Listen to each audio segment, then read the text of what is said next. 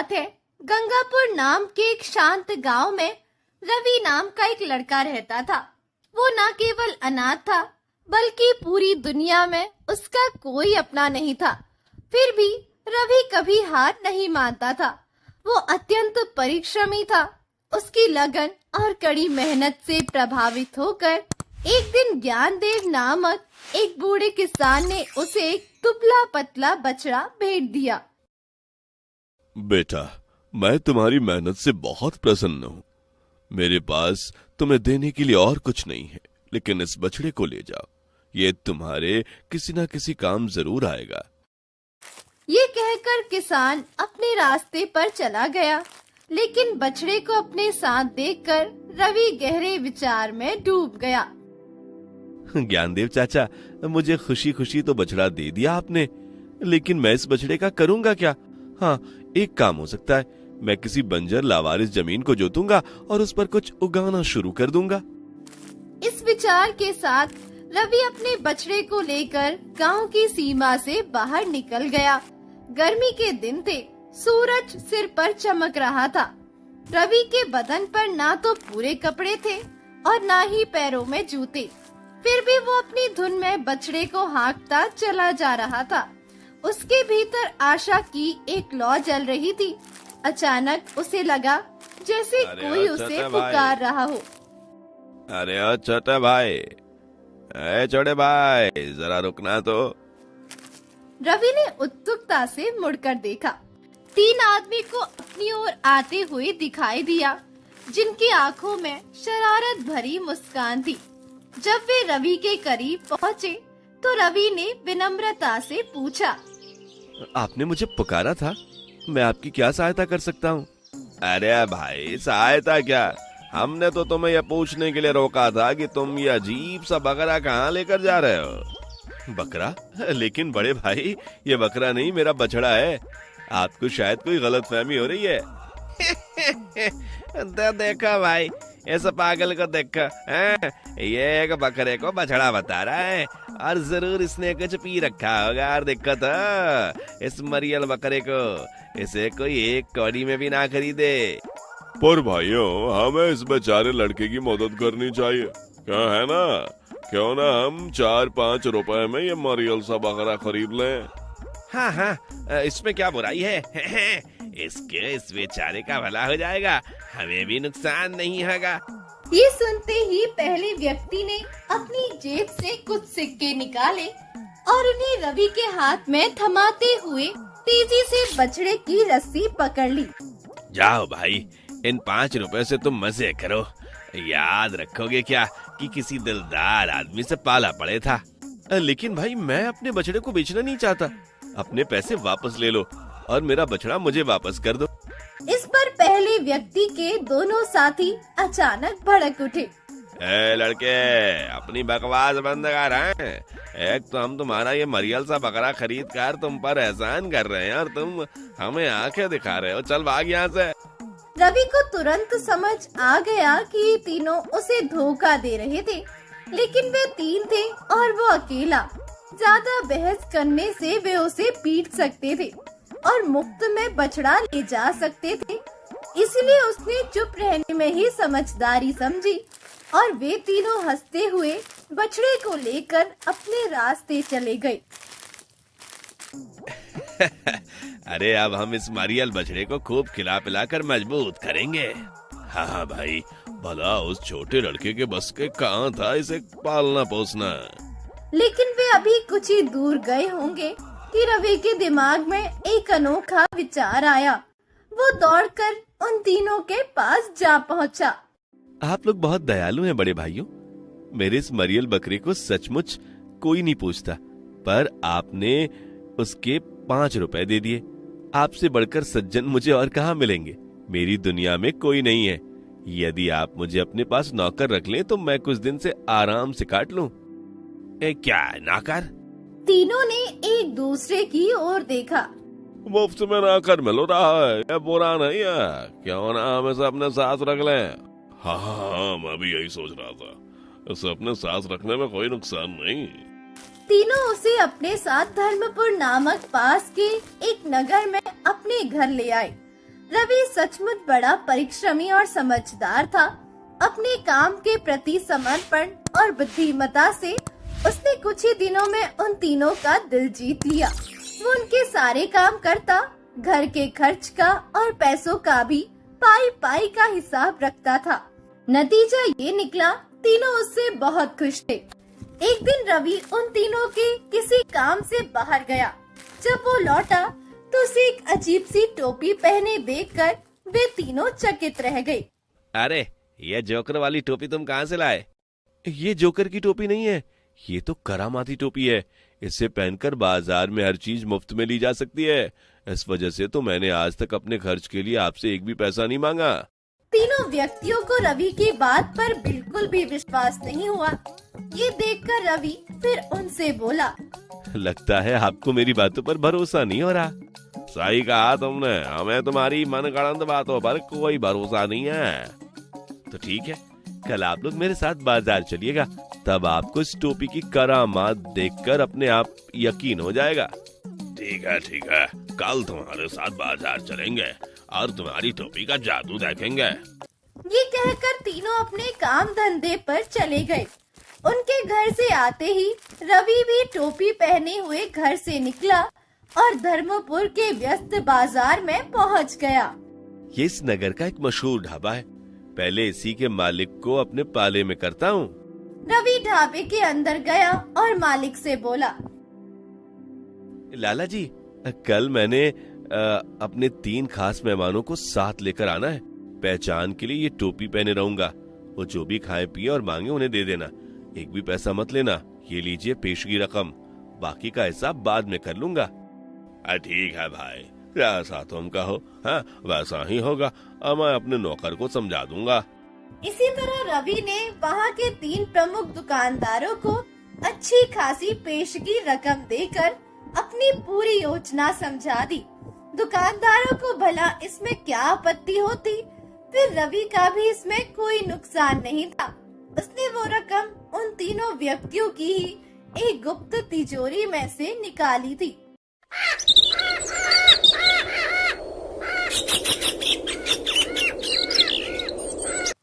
अगले दिन सुबह रवि उन तीनों व्यक्तियों को लेकर बाजार में पहुंचा।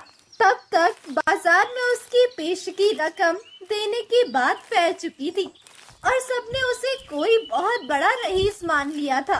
इसीलिए जब वो तीनों को साथ लेकर जिस भी दुकान के सामने से निकलता, उसका मालिक सिर झुकाकर आदर से खड़ा हो जाता। आइए हुजूर, हमारे यहाँ पधारिए। वास्तव में रवि की टोपी तो जादू जैसा कमाल दिखा रही थी, वरना इतने साधारण से लड़के की इतनी इज्जत कौन करता। पूरे बाजार का एक चक्कर लगाने के बाद रवि उन्हें लेकर उसी ढाबे पर पहुंचा, जिसके मालिक को उसने बड़ी रकम पेशगी दे रखी थी। उस ढाबे के मालिक ने उनकी बड़ी आवभगत की। वहाँ उन्होंने पेट भरकर भोजन किया। किसी भी चीज की आवश्यकता हो तो जरा संकोच मत करना श्रीमान। भोजन करने के बाद रवि उठा तो उसके साथ ही तीनों व्यक्ति भी उठ खड़े हुए। जब वे बाहर जाने लगे तो ढाबे का मालिक बोला, फिर पधारिएगा हुजूर, इस ढाबे का अपना ही ढाबा समझिएगा। जरूर। ये सब देखकर तीनों हैरान हो गए। उस दुकान से बाहर निकलकर कमाल है, उसने तो खाने पीने का एक भी पैसा नहीं मांगा। उनकी बात सुनकर रवि मन ही मन अपनी हंसी छुपाता हुआ उनसे बोला, आइए बड़े भाइयों, अब किसी हलवाई की दुकान की मीठी मीठी मिठाइयों का आनंद लें। काश यह टोपी हमें मिल जाए किसी तरह। दूसरी और तीसरी दुकान में भी रवि ने उन्हें खूब पेट भरकर खिलाया। इतना कि उसके बाद उन तीनों ठगों के पेट में अन्न के एक दाने तक की गुंजाइश न रही। जाते हुए उन दुकानों के मालिकों ने भी विनम्रता पूर्ण निवेदन किया, हुजूर, यदि कोई कमी रह गई हो तो क्षमा चाहता हूँ। अगली बार फिर आइएगा, तब आपको किसी भी शिकायत का मौका नहीं दूंगा। उन दुकानों से निकलकर रवि ने फिर बाजार का एक चक्कर लगाया। पूरे बाजार के दुकानदारों ने जिस किसी भी दुकान के सामने से वे गुजरे, उनको आदर से नमस्कार किया। इस तरह शाम हो गई। बड़े भाइयों, मेरे विचार से हमें रात का खाना भी यहीं किसी अच्छे से ढाबे पे खा लेना चाहिए। बस बस बस छोटे भाई, हमारे पेट में तो अब जरा भी जगह नहीं है, अब घर चलो। रवि उन तीनों ठगों के साथ उनके घर वापस लौट आया।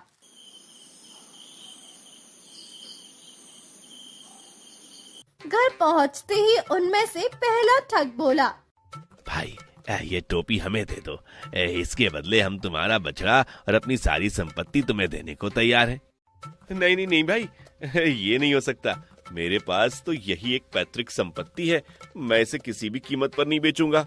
लेकिन जब तीनों ही उसके सामने हाथ पैर जोड़ने और टोपी खरीदने के लिए गिड़गिड़ाने लगे, तो रवि अपनी मन की प्रसन्नता को छुपाते हुए कुछ उदास स्वर में बोला, बड़े भाइयों, आप लोगों ने मुझे बहुत उपकार किए हैं मुझ पर, अतः हाथ पैर जोड़कर मुझे लज्जित न कीजिए। मैं बछड़ा और आप लोगों की सारी संपत्ति के बदले आपको ये अपनी करामाती टोपी देने को तैयार हूँ। रवि की बात सुनकर तीनों ठग प्रसन्नता से उछल पड़े। उनकी आंखें चमक उठी। उसी रात तीनों व्यक्तियों ने अपनी सारी संपत्ति रवि को सौंपकर उससे टोपी ले ली। रवि उनका सारा माल अपने बछड़े पर लाद कर उसी समय वहां से चल पड़ा और रातों रात उस नगर से बहुत दूर निकल गया।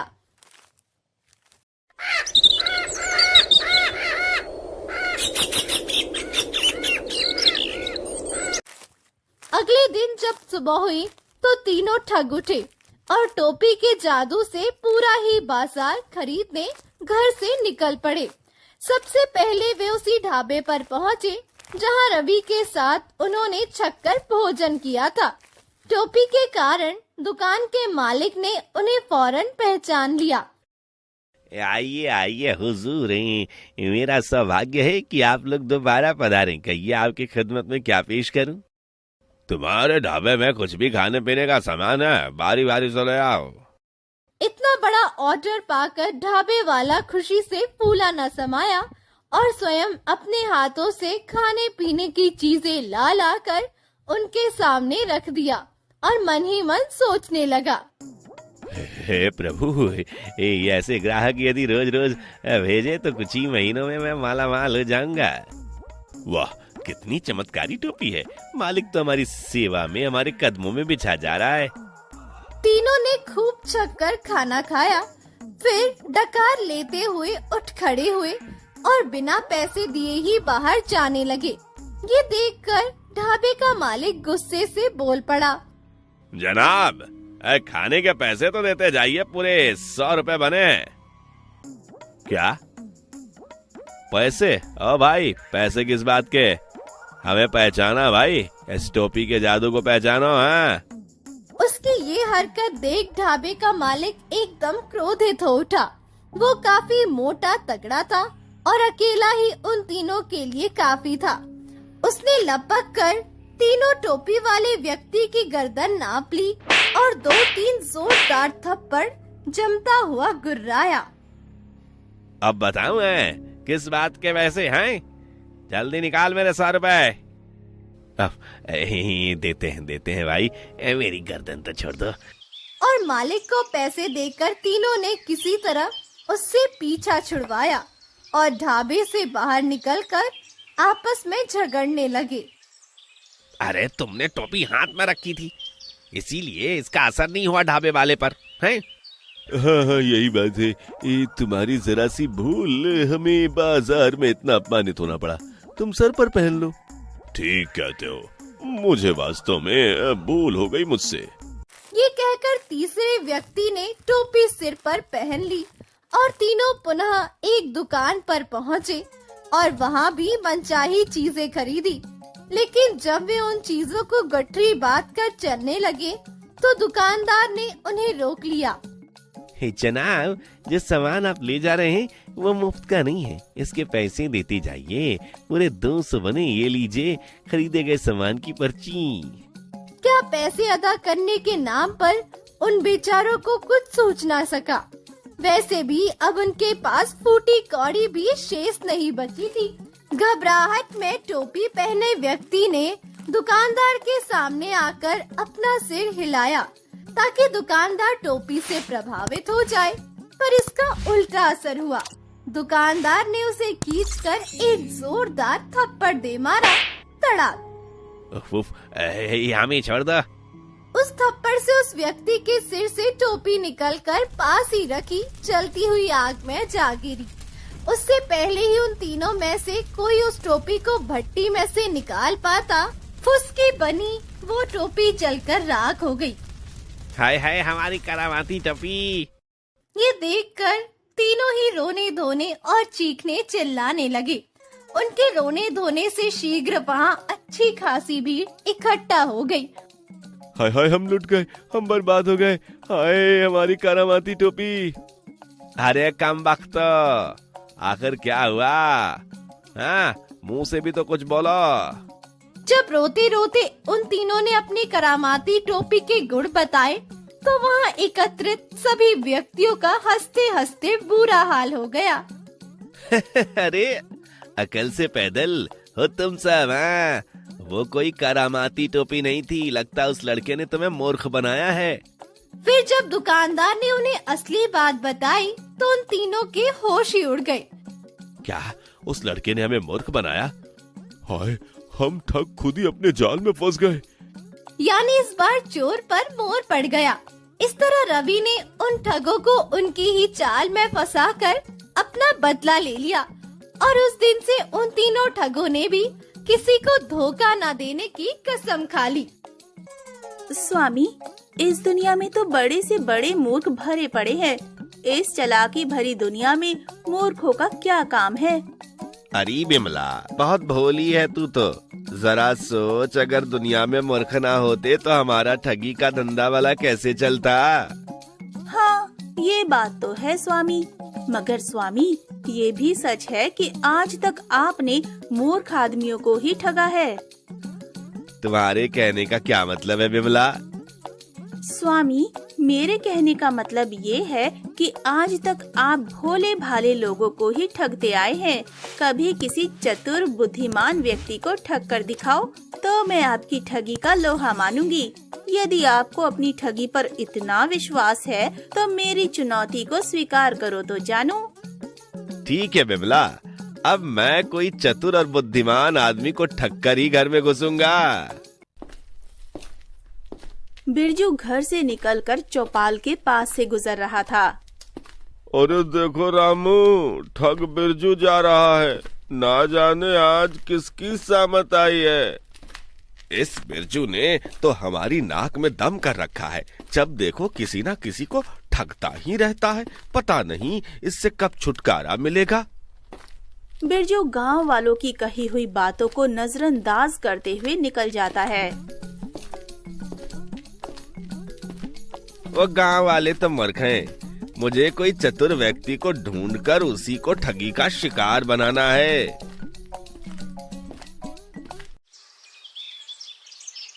तभी अचानक शिव मंदिर के पुजारी श्रीकांत, जो नदी में स्नान कर रहे थे, उनको देखकर बिरजू के मन में एक विचार आया। यह पुजारी श्रीकांत बहुत ही खुर्राट आदमी है। सुना है यह किसी की चाल में न फंसने वाला बहुत ही चतुर आदमी है और इसके पास बहुत सारा धन भी है। तो क्यों ना आज इसे ही शिकार बनाऊं, देखूं तो सही ये पुजारी कितना चतुर है। ये मेरा शिकार बनता है या नहीं। इस समय ये नदी में घुसा हुआ है और इसने अपने वस्त्र नदी के तट पर रखे हुए हैं। अगर मैं इसके वस्त्र को उठा लूं, थोड़ा बहुत धन तो जरूर मिल जाएगा। ये सोचकर वो दबे पांव नदी के किनारे पहुंचा। जैसे ही पुजारी श्रीकांत के वस्त्र उठाने किनारे पर पहुंचा, तभी ए बिरजू रुको, तुम मेरे वस्त्र को क्यों उठा रहे हो?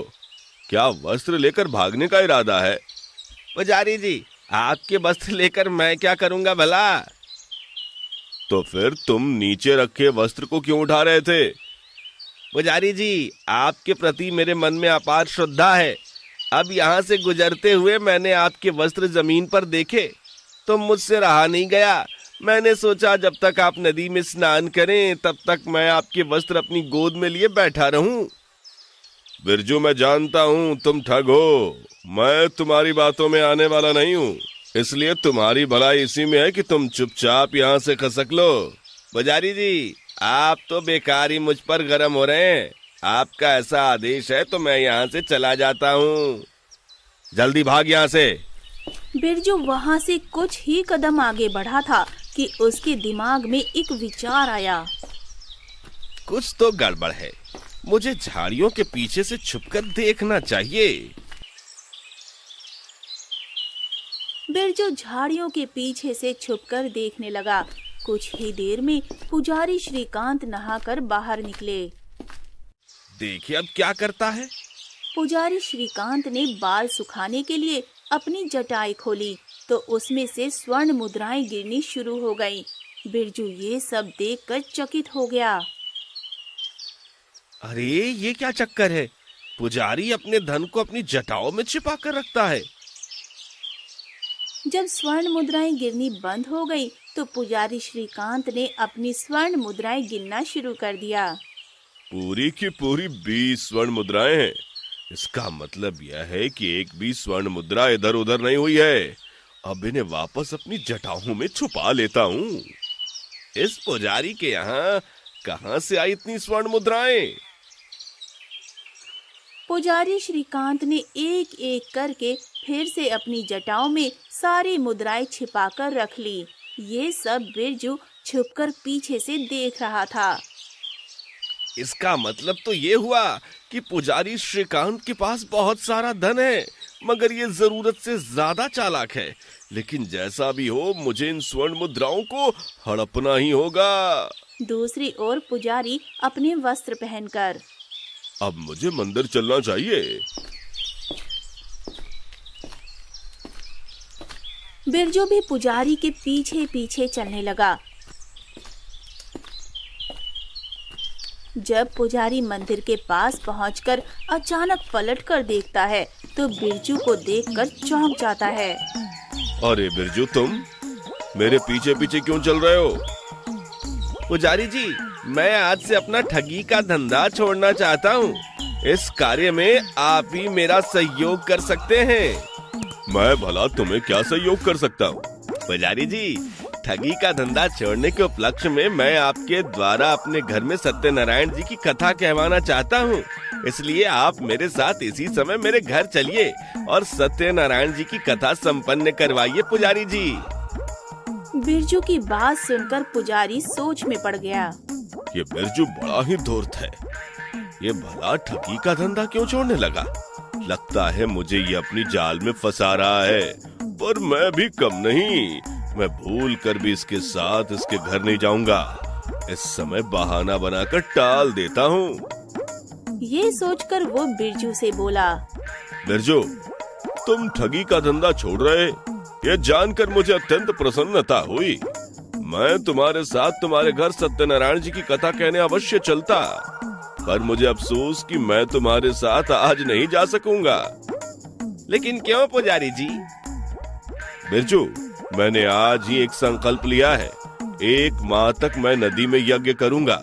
मेरा सारा दिन यज्ञ करने में निकल जाएगा। अब मैं यज्ञ छोड़कर कैसे जा सकता हूँ? ओह, तो ये बात है। लगता है मेरी चालाकी कामयाब हो गई। अब निश्चय ही बिरजू मेरा पीछा छोड़ देगा। उधर बिरजू भी कम नहीं था। मन ही मन कुछ सोच विचार कर पुजारी से बोला, पुजारी जी, सिर्फ 1 माह की बात है ना। मैं 1 माह बाद ही अपने घर में सत्यनारायण की कथा करवाऊंगा। तब तक मैं 1 माह व्यतीत होने की प्रतीक्षा करूंगा। ठीक है बिरजू, जब तुम्हारी ऐसी मर्जी है तो ठीक है। आपकी बात सुनकर मुझे बहुत संतोष हुआ पुजारी जी। अब मुझे आज्ञा दीजिए। बिरजू अपने घर पहुंचा। ये क्या स्वामी, तुम तो खाली हाथ ही लौट आए। क्या कोई चतुर व तेज आदमी तुम्हारी ठगी में नहीं आया? ये बात नहीं है बिमला। तुम्हारी शर्त के मुताबिक मुझे किसी तेज व चतुर आदमी को ही ठग कर दिखाना है। यह काम असंभव तो नहीं, बल्कि जरा मुश्किल जरूर है। इसलिए इस काम को करने के लिए मैं तुमसे 1 माह का समय चाहता हूँ। 1 माह पश्चात मैं तुम्हें दिखा दूंगा कि चतुर आदमी भी मेरी ठगी में आ सकता है। ठीक है स्वामी, मैं तुम्हें 1 माह का समय देती हूँ।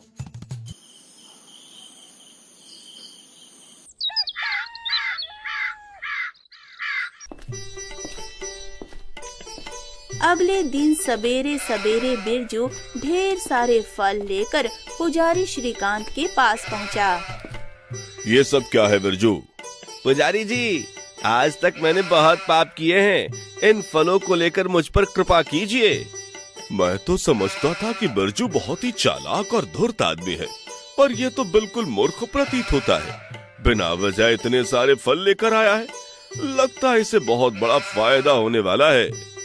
पुजारी सोच रहा था, बिरजू भी मन ही मन सोचता है। पुजारी, मैं इसी प्रकार रोज तुम्हें कुछ ना कुछ देकर जाया करूंगा, ताकि एक दिन तुझे भी मेरे ऊपर विश्वास हो सके और तू बिना आनाकानी किए मेरे साथ मेरे घर चल सके। बिरजू पुजारी को फल की टोकरी देकर अपने घर वापस आ जाता है।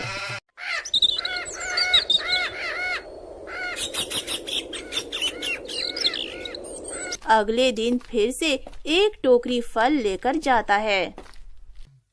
इन्हें स्वीकार करके मुझे कृतार्थ कीजिए पुजारी जी। वाह, मजे आ गए। मूर्ख बिरजू तो रोज ही कुछ ना कुछ लेकर आने लगा, अब तो मेरी खूब मौज रहा करेगी। अब बिरजू प्रतिदिन पुजारी को कुछ न कुछ खाने की वस्तु दे जाया करता था। इसी प्रकार धीरे धीरे पूरे 1 माह हो गया।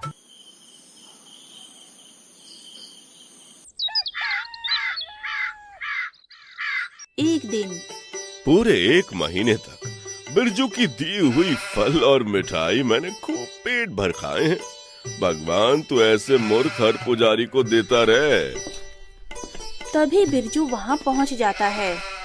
पुजारी जी, 1 माह व्यतीत हो चुके हैं, अब तो आपको सत्यनारायण की कथा कहने मेरे घर चलना ही होगा। इस 1 माह में बिरजू का स्वभाव बिल्कुल बदल चुका है, इसलिए अब इसके साथ चलने में कोई बुराई नहीं है। सोचकर पुजारी बोला, बिरजू, भक्तों का उद्धार करना मेरा परम कर्तव्य है, लेकिन तुम जानते हो कि मैं मोटा हो गया हूँ, मुझे पैदल चलने में दिक्कत होती है। तुम बैलगाड़ी लेकर आ जाओ तो उस पर बैठकर तुम्हारे घर चल सकता हूँ। ठीक है पुजारी जी, मैं बैलगाड़ी लेकर अभी आया। घर पहुंचकर बिरजू अपनी पत्नी से बोला, बिमला, मैं एक चतुर पुजारी श्रीकांत को लेकर कुछ देर बाद घर आने वाला हूँ। आज तुम मेरी ठगी का कमाल देखना। अच्छा स्वामी।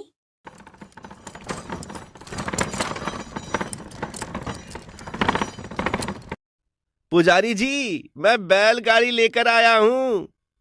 तो चलो, मैं भी चलने के लिए तैयार हूँ। बिरजू पंडित श्रीकांत को बैलगाड़ी में बिठाकर गांव की ओर चल दिया। श्रीकांत, आज मैं तेरी जटाओं में से 20 स्वर्ण मुद्राएं छटक कर ही रहूंगा। सोचती हुई बिरजू घर पहुंचकर पुजारी से बोला, पुजारी जी, आप यहाँ विराजिए, मैं गांव वालों को सत्यनारायण की कथा का निमंत्रण देकर आता हूँ। अच्छा। बिरजू सीधा चौराहे पर जा पहुंचा, जहां गांव के लोग आपस में चर्चा कर रहे थे। भाइयों, आज मेरे घर में कुछ देर बाद सत्यनारायण की कथा होने वाली है, आप सभी लोगों को कथा सुनने आना है। बिरजू जैसे आदमी सत्यनारायण की कथा करवा रहा है, मुझे तो कुछ अजीब सा लग रहा है। ये क्या मामला है? मामला तो कुछ नहीं, बस मन में आया था तो करवा रहा हूँ। ठीक है, हम सब जरूर आएंगे। गांव के सभी लोग बिरजू के घर आ गए।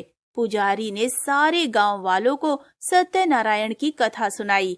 कथा समाप्त होते ही, आपका बहुत बहुत धन्यवाद पुजारी जी, जो आपने मेरे घर आकर सत्यनारायण की कथा कराई। ठहरिए, अंदर से मैं आपके लिए दक्षिणा लेकर आता हूँ। बिरजू अंदर दक्षिणा लेने जाता है और कुछ ही पल में वापस आकर, बिमला, मैं लुट गया, बर्बाद हो गया। क्या हुआ स्वामी, कुछ बताओ तो सही। बिमला, मैंने संदूक में कुछ देर पहले ही 20 स्वर्ण मुद्राएं गिनकर रखी थी, लेकिन अब ये मुद्राएं संदूक में नहीं है। क्या? हाँ बिमला, हाँ, पता नहीं वो स्वर्ण मुद्राएं कहाँ चली गईं। तुमने तो नहीं ली? नहीं स्वामी। तब तो कोई चोर उचक्का ही उन स्वर्ण मुद्राओं को ले उड़ा। अब क्या होगा? हाय! बिरजू जोर जोर से रोने लगा। इस प्रकार बिरजू को रोता देख गांव के सरपंच ने कहा, बिरजू, जब तुमने स्वर्ण मुद्राएं गिनकर संदूक में रखी थी तब घर में कौन कौन थे? सरपंच जी, उस समय घर में बिमला और पुजारी श्रीकांत जी थे। बिरजू, तुम व बिमला तो घर के आदमी हो, केवल पुजारी जी ही बाहर के आदमी हैं। जी सरपंच जी, मैं चाहता हूँ कि पुजारी श्रीकांत की तलाशी ली जाए। बिरजू, ये तुम क्या बोल रहे हो? मैं भला 20 स्वर्ण मुद्राएं क्यों चुराऊंगा? पुजारी जी, अगर आपने मेरी स्वर्ण मुद्राएं नहीं चुराई तो तलाशी देने में क्या हर्ज है? हाँ पुजारी जी, बिरजू बिल्कुल ठीक कह रहा है। देखो, तुम लोग मुझे गुस्सा मत दिलाओ, वरना मैं तुम सबको श्राप दे दूंगा। पुजारी जी, आप हमें श्राप बाद में दे देना, पहले आप अपनी तलाशी दे दीजिए। पुजारी मुसीबत में फंस गया। यह बिरजू को क्या पागलपन सवार हुआ है? क्या इसे पहले से ही मालूम था कि मैं अपनी जटाओं में 20 स्वर्ण मुद्राएं छुपा कर रखता हूँ? हे भगवान, अब मैं इनके सामने चोर सिद्ध हो जाऊंगा। पुजारी इतना सोच ही रहा था कि पुजारी जी, सोच क्या रहे हो? सोच विचार छोड़ो, अपनी तलाशी दो। ठीक है सरपंच जी, आप मेरी तलाशी ले सकते हैं। ये चालाक पुजारी अब मेरी चाल में पूरी तरह से फंस चुका है। कुछ देर में ही इसकी 20 स्वर्ण मुद्राओं पर मेरा अधिकार होने वाला है। सरपंच के कहने पर पुजारी की तलाशी ली गई, पर तलाशी में कुछ ना मिला। बिरजू, तलाशी में तो पुजारी जी के पास से कुछ भी नहीं मिला। ओह, जान बच गई। पुजारी इतना सोच ही रहा था कि बिरजू कहता है, पुजारी जी, सारी तलाशी तो हो चुकी, कृपया आप अपनी जटाओं को भी खोल कर दिखा दीजिए। अब मैं फंस गया। और बचाव का कोई चारा ना देख पंडित श्रीकांत को अपनी जटाएं खोलनी पड़ी। पंडित श्रीकांत की जटा से एक एक करके 20 की स्वर्ण मुद्राएं जटाओं से निकलकर नीचे गिर पड़ी। ये देखकर वहाँ उपस्थित लोग चौंक गए। ये क्या पुजारी जी, कैसा घोर कलयुग आ गया है। भगवान, पुजारी जी भी चोरी करने लगे। इसका मतलब तो ये हुआ कि बिरजू सच कह रहा था, पुजारी ने ही स्वर्ण मुद्राएं चुराई थीं। हमने पुजारी से ऐसी उम्मीद नहीं की थी। अपना इस प्रकार अपमान होते देखकर श्रीकांत क्रोधित हो उठा। बिरजू, अपने घर बुलाकर तूने मेरा अपमान किया है। मैं इस बात का बदला तुझसे अवश्य लूंगा। तूने मुझे ठगा है, लेकिन मैं तुझे नहीं छोड़ूंगा। पुजारी जी, इतनी जोर से ना चिल्लाइए, एक तो चोरी ऊपर से सीना चोरी। जाइए जाइए यहाँ से, आपकी इसी में भलाई है। अपमानित हुए श्रीकांत पुजारी गर्दन झुकाकर बिरजू के घर से निकल गए। उसके बाद सारे गांव वाले भी वहां से चले गए। स्वामी, चतुर तेज पुजारी श्रीकांत को ठग कर आपने अपनी ठग विद्या की विशेषता साबित कर दी है, इसलिए आज से मैं आपको ठग नहीं, ठगराज कहूंगी। शुक्रिया बिमला। स्वामी, पुजारी श्रीकांत बदला लेने की धमकी देकर गया है, उसका क्या होगा? तुमने अच्छा याद दिलाया बिमला, वह मुझसे बदला अवश्य लेगा। हो सकता है वो मुझे किसी मामले में फंसाने की कोशिश करेगा। उससे पहले मुझे ही कोई चाल चलनी चाहिए, जिससे चालाक पुजारी दूसरी बार में ही मुझसे मात खा जाए और मेरी ठगी का शिकार हो जाए। अब वो भला तुम्हारी ठगी में दोबारा कैसे आ सकता है? तुम देखती जाओ बिमला, मैं कैसे उस पुजारी बच्चे को मजा चखाता हूँ।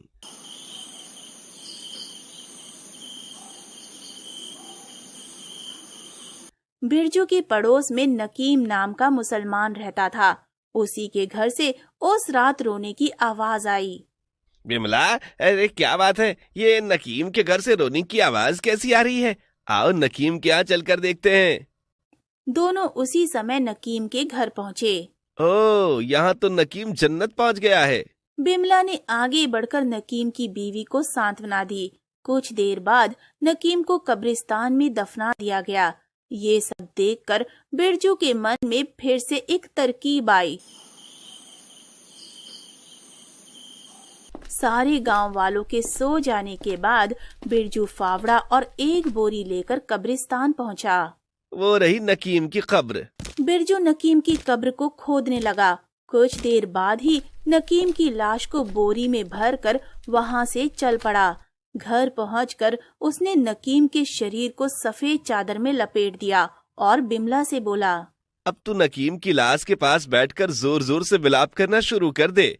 मैं जाकर दूसरे कमरे में छिप जाता हूँ। तेरे रोने की आवाज सुनकर जब गांव वाले आए तो उनसे कहना मेरे पति मर गया। हाँ, एक बात ध्यान रखना, कोई भी चादर हटाकर मेरा चेहरा देखना चाहे तो उसे फौरन ही रोक देना। ठीक है स्वामी, मैं ऐसा ही करूंगी। बिरजू ने बिमला को सारी बात समझा दी।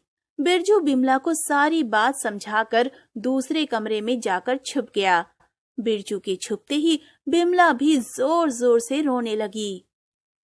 हाय हाय, मैं लुट गई, बर्बाद हो गई।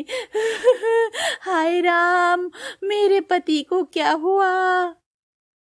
बिमला को रोते हुए सुनकर पड़ोस की औरतें आ गईं। पड़ोसन को देखकर बिमला और जोर जोर से रोने लगी। मेरा सुहाग उजड़ गया है, मेरे पति की लाश पड़ी हुई है। ओह, ये तो बहुत बुरा हुआ तुम्हारे साथ। शाम तक तो बिल्कुल ठीक ठाक था, अचानक ही वो कैसे मर गया। भगवान ने तेरे साथ बहुत जुल्म किया है। अरे बिमला, जरा चादर हटाकर आखिरी बार चेहरा तो दिखा दे। नहीं नहीं बहन, ऐसा गजब मत करना। मेरे पति की अंतिम इच्छा थी कि मरने के बाद कोई भी चादर हटाकर उनका मुंह ना देखे। तब तो मैं बिरजू का मुंह नहीं देखूंगी, क्योंकि मरने वालों की अंतिम इच्छा अवश्य पूरी करनी चाहिए। तुम ठीक कह रही हो बहन। तब गांव वाले मिलजुल कर उसे उसी समय शमशान ले जाकर उसका अंतिम संस्कार कर देते हैं। दूसरी तरफ मंदिर के पुजारी श्रीकांत ने जब बिरजू की मृत्यु का समाचार सुना तो वो बहुत खुश हो उठा। भगवान, तू बड़ा दयालु है। बिरजू को मारकर तूने मेरी पुकार सुन ली। अच्छा हुआ जो मेरा अपमान करने वाला बिरजू इतनी जल्दी मर गया। उधर बिरजू अपने घर में। बिमला, गांव वालों को पूरी तरह से विश्वास हो गया ना कि मैं सचमुच मर गया। अब तुम मेरा कमाल देखना। स्वामी, आपकी योजना बड़ी मजेदार होती है।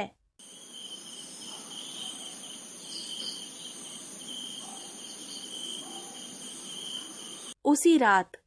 पुजारी जी, राम राम। कहो, कैसे हाल चाल हैं? सब ठीक तो है ना? कौन? बिरजू? तुम तो कल मर गए थे, फिर जिंदा कैसे हो गए? हाँ पुजारी जी, मैं बिरजू ही हूँ। मैं कल ही मरा था। मरकर मैं सीधा स्वर्ग चला गया था, पर वहां पर बहुत सुख है। क्या तुम सच कह रहे हो? और क्या, अब मैं मरकर भी झूठ बोलूंगा? पुजारी जी, मैं कल मरा था और मरकर सीधा स्वर्ग चला गया था। मैं तुम्हें वहां का स्वर्ग भ्रमण पत्र दिखाता हूँ, जिससे मैंने तीनों लोकों का भ्रमण किया है। अब तुम्हें यकीन हो जाएगा। बिरजू ने एक सफेद कागज जेब से निकाला। लो, इसे पढ़ो। जैसे ही उसने कागज देखा, अरे, इस कागज पर तो कुछ भी नहीं लिखा है। कागज तो बिल्कुल कोरा है। पुजारी जी, आप बहुत भोले हैं। स्वर्ग की लिखाई आपको ऐसे ही दिखाई दे जाएगी क्या? तब कैसे दिखाई देगी? पुजारी जी, इस कागज को दीपक की लौ पर घुमाओ। ऐसा करके कागज की लिखाई साफ दिखाई देगी। पुजारी ने बिरजू के कहे अनुसार दीपक की लौ पर कागज घुमाया। अरे बिरजू, तुम तो बिल्कुल ठीक कह रहे हो। इस पर तो स्वर्ग भ्रमण पत्र ही लिखा है। बिरजू, तुम धन्य हो जो ठग होते हुए भी मरकर स्वर्ग चले गए। पुजारी जी, यदि आप चाहें तो मैं आपका भी स्वर्ग यात्रा करवा सकता हूँ। सच बिरजू? पुजारी बिरजू के चंगुल में फिर से फंस चुका था। हाँ पुजारी जी, लेकिन इसके लिए आपको थोड़ा धन खर्च करना पड़ेगा। धन खर्च करना पड़ेगा? लेकिन इस कार्य में धन का क्या प्रयोग होगा? पुजारी जी, आप क्या समझते हैं, महाठग होने पर भी क्या मुझे यूं ही स्वर्ग में जगह मिल गई थी? ऐसा बिल्कुल नहीं है। स्वर्ग की यात्रा हम ऐसे नहीं कर सकते। वहां पर भी रिश्वत चलती है। वहां के राजा धर्मराज हैं और इस यात्रा के लिए रिश्वत हमें देनी पड़ती है। तभी मुझ जैसे पापी को स्वर्ग यात्रा का सुख मिला। इस कार्य के लिए कितना धन देना होगा? कम से कम 100 स्वर्ण मुद्राएं रिश्वत देनी होगी पुजारी जी। 100 स्वर्ण मुद्राएं? ये तो बहुत ज्यादा है। मेरे पास इतनी स्वर्ण मुद्राएं कहां से आएंगे भला? सोच लो पुजारी जी, 100 स्वर्ण मुद्राएं में स्वर्ग की यात्रा कोई बुरी नहीं है। ऐसा मौका जीवन में बार बार नहीं आता। बिरजू की बात सुन पुजारी सोचने लगा। बिरजू ठीक कह रहा है, मुझे इसकी बात मान लेनी चाहिए। कुछ देर सोचकर पुजारी ने कहा, ठीक है बिरजू, मुझे तुम्हारी बात मंजूर है। तो जल्दी से 100 स्वर्ण मुद्राएं ले आओ। तुम यहीं ठहरो, मैं अभी स्वर्ण मुद्राएं लेकर आता हूँ। बिरजू को वहीं छोड़कर पुजारी मंदिर में चला गया। कुछ देर बाद, ये लो बिरजू, ये पूरी 100 स्वर्ण मुद्राएं हैं। अब तुम अपनी स्वर्ग की यात्रा पक्की समझो। स्वर्ण मुद्राएं लेकर बिरजू ने पंडित से पूछा, एक बात समझ में नहीं आई पुजारी जी, आप ठहरे साधु सन्यासी, फिर आपके पास इतनी स्वर्ण मुद्राएं कहां से आई? अब तुमसे क्या छुपाना, बात यह है कि प्रतिदिन मंदिर में कोई ना कोई राहगीर आकर ठहरता है।